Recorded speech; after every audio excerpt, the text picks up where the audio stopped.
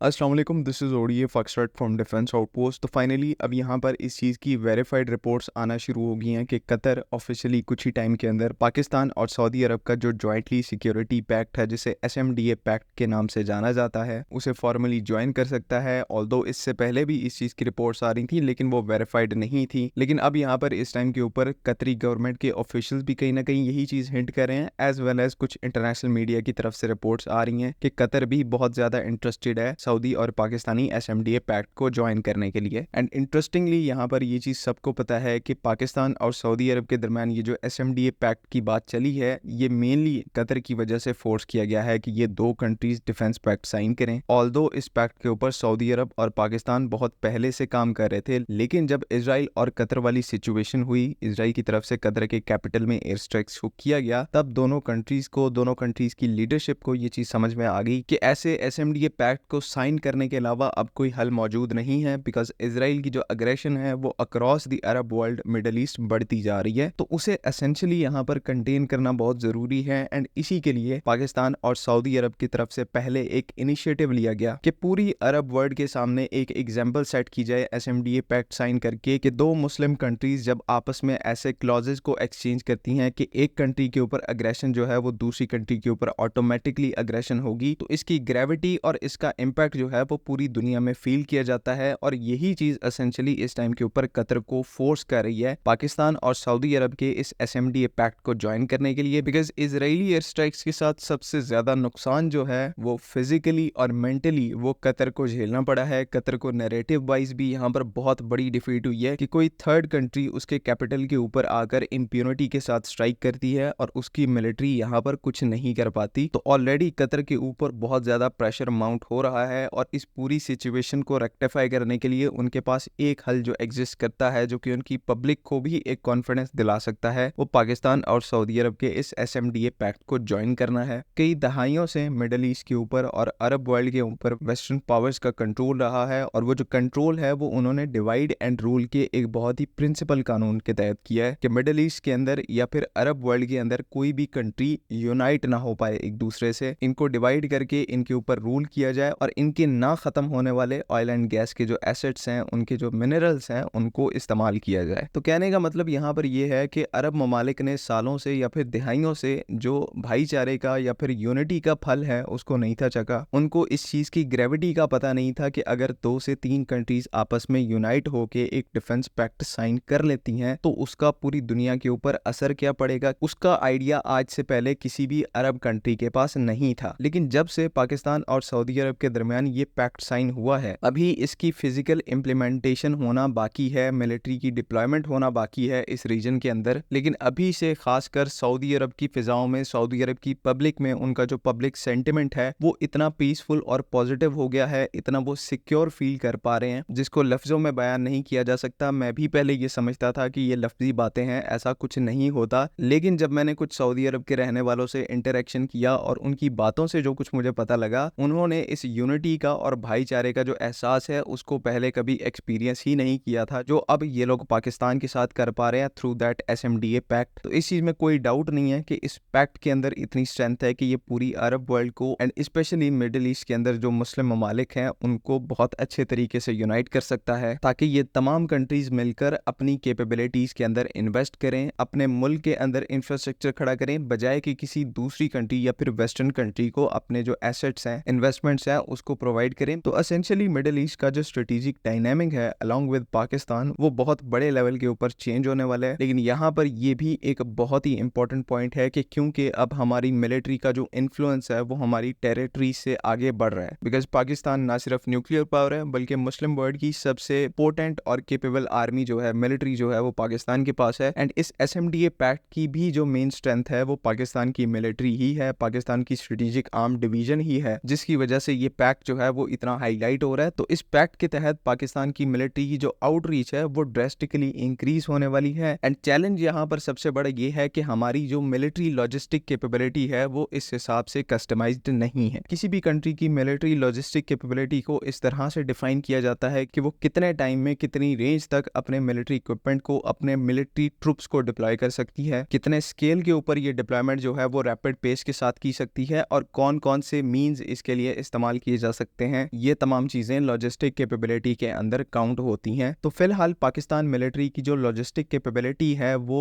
Exist तो करती है, लेकिन बामुश्किल वो कैपेबिलिटी हमारी अपनी ज़रूरियात को पूरा कर रही है। लेकिन जब हमारी मिलिट्री का ही इन्फ्लुएंस सर्कल जो है वो इंक्रीज हो रहा है, कल को हमें डिप्लॉयमेंट करनी पड़ जाती है मिडल ईस्ट के अंदर, तो उसके हिसाब से फिर हमें अपनी लॉजिस्टिक कैपेबिलिटी को डेवलप करना है। एंड ज़्यादातर जो यहाँ पर अपग्रेडेशन की रिक्वायरमेंट है वो एरियल डोमेन के अंदर एग्जिस्ट करती है। पाकिस्तान एयरफोर्स के पास जो मिलिट्री ट्रांसपोर्ट एयरक्राफ्ट की फ्लीट है वो काफ़ी ज़्यादा लिमिटेड है। ज़्यादातर ये जो फ्लीट है वो C-130H जैसे जो छोटे मिलिट्री ट्रांसपोर्ट एयरक्राफ्ट हैं उनके ऊपर मुश्तमिल है। एंड बहुत ही लिमिटेड नंबर में हमारे पास हैवी ट्रांसपोर्ट एयरक्राफ्ट है। तो इस फ्लीट को यहाँ पर रैपिडली अपग्रेड और मॉडर्नाइज करने की जरूरत है, जिसके तहत एक सफिशिएंट नंबर में हमें यहाँ पर हैवी लिफ्टर जो है या फिर heavy transport aircraft, military transport aircraft, उनको अपनी फ्लीट के अंदर शामिल करना है, जिनकी रेंज भी ज्यादा हो, सफिशिएंट हो और टनेज भी ज्यादा कैरी कर पाए। बिकॉज आप ये चीज मानकर चलें कि मिडल ईस्ट के अंदर कल को हालात थोड़े से भी खराब होते हैं तो पाकिस्तान आर्मी को या फिर ओवरऑल पाकिस्तान मिलिट्री को वहां पर डिप्लॉयमेंट करनी पड़ सकती है। सो इसके लिए अगर आज से प्रिपरेशन को स्टार्ट करेंगे तो उतना ही अच्छा रहेगा। ये ऐसी कैपेबिलिटी है जो कि ना सिर्फ एक्सटर्नल थ्रेट्स को एड्रेस करने के लिए बहुत ज्यादा क्रूशियल है, बल्कि जो हमारे रीजनल एनिमीज हैं उनके अगेंस्ट में भी ये मच नीडेड कैपेबिलिटी है। तो हर डोमेन में ये हमें हेल्प करेगी एंड डेफिनेटली इन प्रोक्योरमेंट्स को अंडरगो करने में सऊदी अरब आपको सपोर्ट करेगा। सो फाइनेंशियली भी इतनी कोई प्रॉब्लम नहीं है। लेकिन सबसे क्रूशियल पॉइंट यहाँ पर यह है कि हमें डिसीजन अभी लेना है और उसके ऊपर एक्ट भी अभी करना है। आई होप कि तमाम चीजें यहाँ पर क्लियर हैं। अगर इससे रिलेटेड कोई भी कंफ्यूजन है तो काइंडली आप कमेंट्स में जरूर पूछ सकते हैं। बाकी अगली वीडियो तक के लिए अल्लाह हाफिज़। पाकिस्तान जिंदाबाद।